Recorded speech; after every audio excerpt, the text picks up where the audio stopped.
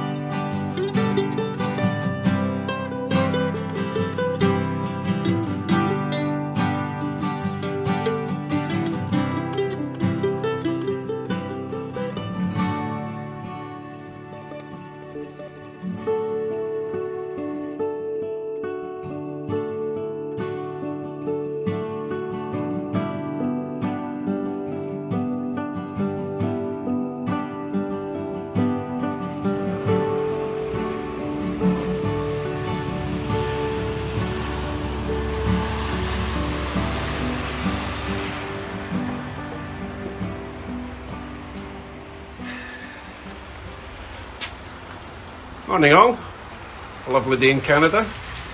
This is the first of many snow days to come. This isn't actually a lot of snow for Canada, so you get ready, get the cardio up, because I don't have a snowblower, and to be honest I don't have space for a snowblower, so that's my winter fitness regime. Right, what am I doing today? Well, actually today I'm waiting on the final part for my truck. It's the oil pressure sender unit. I've been waiting for like a week and a half. It's just delay. So while I'm waiting for that, let's do some more work in the Chevy Coupe, or Coupe as we say in Europe. Yeah, still got plenty to do, so let's get on with it. So last video I was tidying up the wiring on the inside. I kind of want to wire up my fog lights just because I'm in an electrical kind of mood.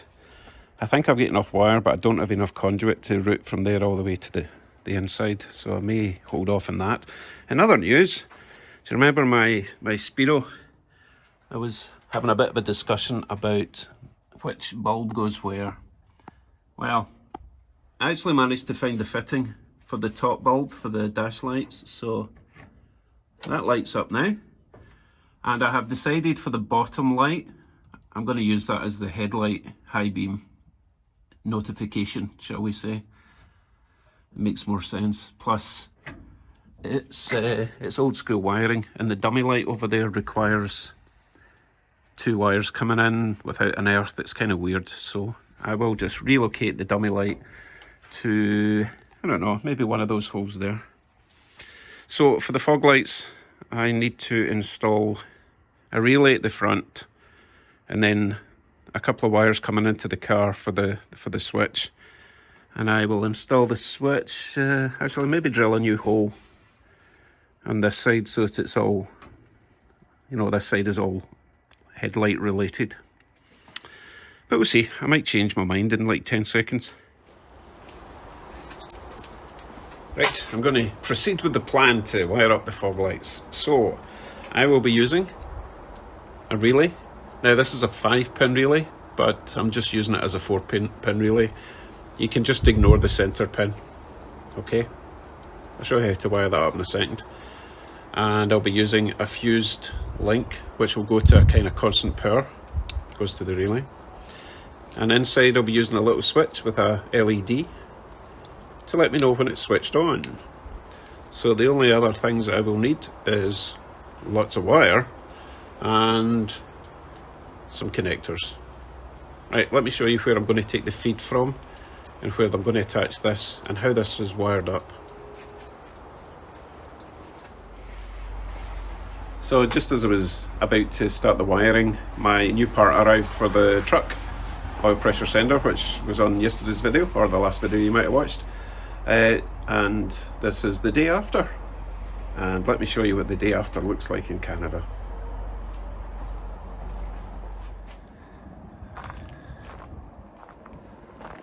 It's a little bit crunchy underfoot, but that's okay, because I mean, look how gorgeous it is.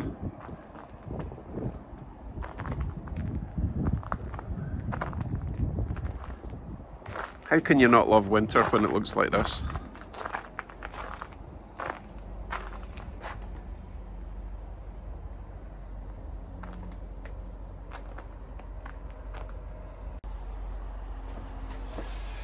Anyway, back to work. Oh, while I'm here, right, my son donated his laptop. Well, I'm borrowing his laptop so that I can do everything in the garage and do my live stream better and be able to look stuff up without having to go way down to the basement. So thanks, Ross, really appreciate that. And you'll get it back if you really need it, I guess. Right, back to work. What was I doing? Wiring, right. So if you don't know how a relay works, it's basically just a remote switch that allows you to have a thin wire inside your car, so there's not a lot of voltage going through it, which remotely activates the relay, which provides the big power going to whatever application, whether that be your fan or fog lights like I'm doing. So what you've got is, you've got 4 pins. You've got the constant 12 volt coming in straight from the battery. So mine will be coming, I'll take a feed off of like the starter motor or whatever, which has always got the power. And the opposite side of that pin will be the power out going to your accessory. Okay, the other 2 pins, you have the power coming from your switch inside the car, so that comes all the way down, that's the thin wire, and then the other side of that pin will be the earth. Okay, so on these relays, generally number 30 is the power coming in from the battery that should be fused, depending on what sort of gauge of wire and what application will depend on the size of fuse. So that will go onto the 30 and that will get wired straight to power. The opposite side, which is 87 on this relay, that will be going to my fog light switch. That will be going to my fog light. And then the fog light will get earthed locally to the chassis. The other 2 wires, 88 and 85. 85 will be the ground, and 88 will be the wire coming in from the switch. I'll show you a wiring diagram up there. I mean, right here. Okay, let's get some wiring done and see where I'm going to locate this relay. Right then, I've made my miniature wiring loom. So that's my relay. I'm going to mount the relay on one of the unused rad shell brackets. So that will go there, and what I'll do, just to cheat, I will hook the earth for this system onto that bracket itself. So that'll get bolted on there. We have this wire which is going to feed the fog lights. So that's quite long because that's got to go from there all the way to the front right, and it'll take a feed halfway along for the left hand light. The other red wire is a wire coming from the constant live, or the the battery power, which is fused. So the little white wire is the only one left, which will be coming from the switch on the inside of the car. Okay, so that will just be a 12 volt positive coming from the switch. We'll deal with the switch once this is installed. The only other things would be, I did make two of these. These are just little earth wires that are going to go from the fog lights to, I'm just going to mount them on the bolts I used to hold down the fog lights to the chassis itself, so they should be pretty solid as well.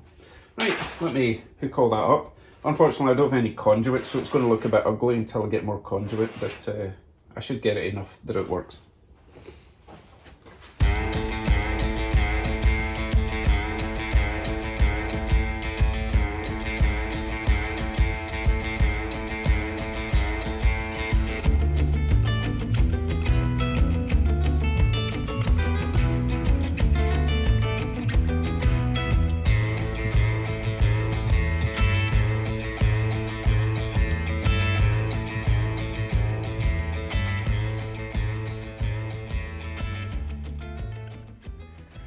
Right, engine area is wired up.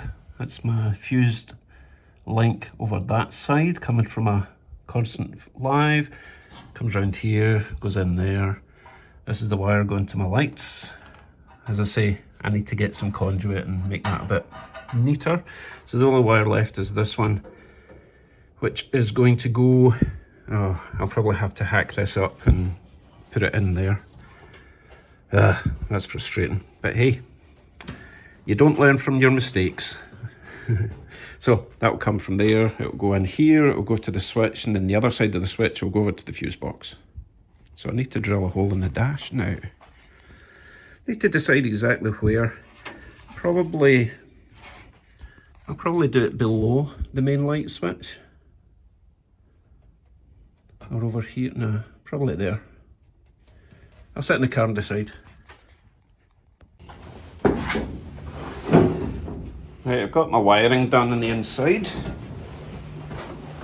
That is my earth for this little switch. You'll see why it needs an earth soon. This is the wire going to the headlight relay. And this is the wire, this is the fused wire to power the switch. So I've got 3 wires and 3 terminals. So I just need to decide where I'd like to put my switch.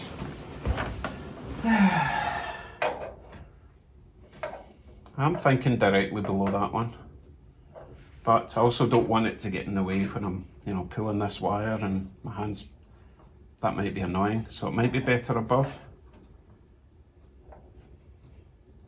It's a wee bit trickier to get into the back, I need to check that, but I think that might be better. However, this does have an LED in it to let me know when it's switched on, but it's quite bright, so I don't want it kind of dazzling me. So again, might go down there.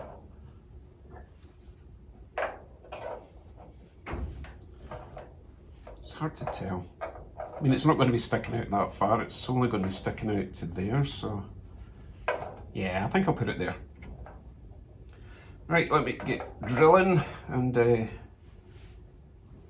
installing, and then I'll be back in a minute for the test, I guess. Where's my drill?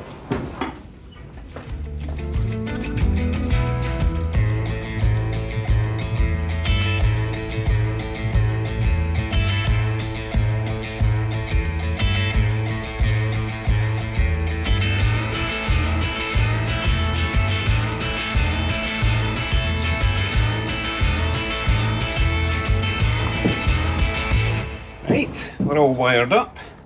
My little switch is installed. I suppose I better test it then,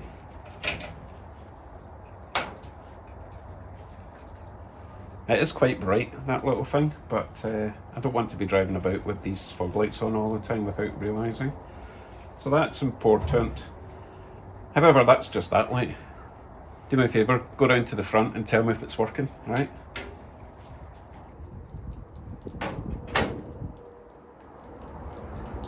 Ready?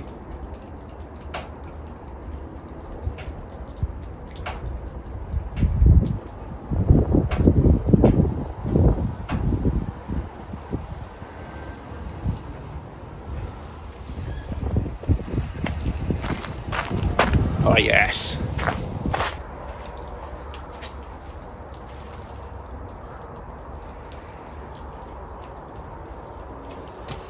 You know what, we'll get a better idea of what they look like when it gets dark. So at the end of the video I'll post up some nighttime shots. Meanwhile, I have got a lot of tidying to do. You know me, Mr. Disaster. Right, I'll get that done and then it'll be nighttime or something. So I'll wrap that up there for today. Make sure you hang on to the very end of the video and I'll probably drive it outside in the dark and do a big dramatic end sequence, end scene, you know. Right, next on the list will be, I should really do the speedo cable. It means getting underneath and all that stuff, but now that I know it's not leaking down there, I'm fairly confident to plug that in, route it through the underside and back in. Oh, it's a pain to route the speedo cable, the mechanical one. And also next on the list will be the choke cable. I don't desperately need the choke if the car's in the garage, but without the choke cable there is a danger of that little lever flipping closed and then the car will stop running when it's warm. So I need to get that cable on. Okay, remember guys, Sunday I'll be doing a live stream, Sunday 7 PM, this coming Sunday, Sunday the 6th or 7th, I can't remember what it is. And I'm going to try something a wee bit different if I've got time, but we'll see how it goes, so make sure you tune in. Right, take care everyone, please subscribe if you're not already. It's probably too late for that, all the potential subscribers have left by now. Alright, I'll see you in the next one, which will be tomorrow or the next day or the next day or the next day. Take care, bye bye.